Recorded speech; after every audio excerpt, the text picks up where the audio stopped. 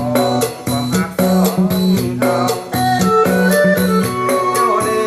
นอย่างความหักเคยมีต่อกันมาเล่นมันทุกวันให้ได้แต่คอยอยากให้เลยน้องให้ของใจอย่าทิ้งใจไปที่ปล่อยให้อยู่คนเดียวดีบ่สาวใจดำลืมคำสัญญากันหนอไอ้ลงคอบอกแค่ไอ้น้อน้องนาไอ้หักเจ้าเด้ออยากให้เข้าใจถ้าหากเข้าฟ้าลงไปให้หัวว่ายังมีอายอาชีพรักเรายังมีชาตินี้สิจำจนตาย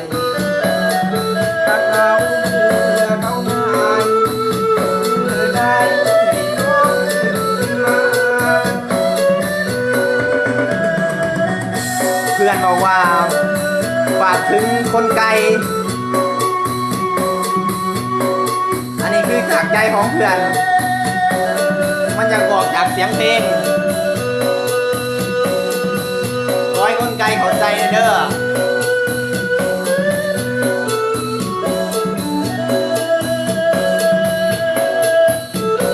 มวนกับต้นฟังในเด้อพี่น้อง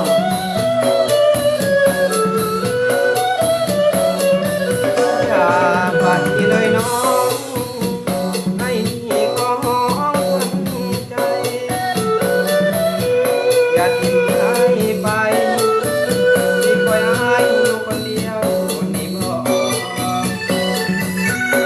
สาวใจดำลืมคำสัญญากันหนอ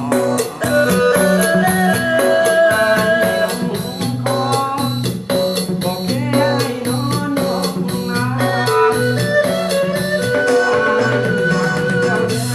อยากให้เข้าใจถ้าหากเราพาน้องไปให้หัวว่ายังมีอายอดีตรักเรายังมีชาตินี้สิจำจนตายถ้าเขาเชื่อเขาหน้าได้ให้น้องขึ้นมาถ้าเขาได้ให้น้องกลับมา นี่ความรู้สึกของเพื่อนเอาฝากถึงคนไกล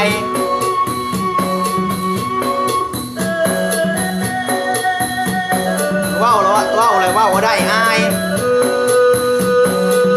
ผ่านเสียงเพลงกันแล้วกันเนาะพี่น้องเนาะฝากติดตามให้เด้อ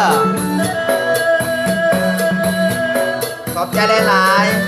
ๆขอบคุณหลายๆครับ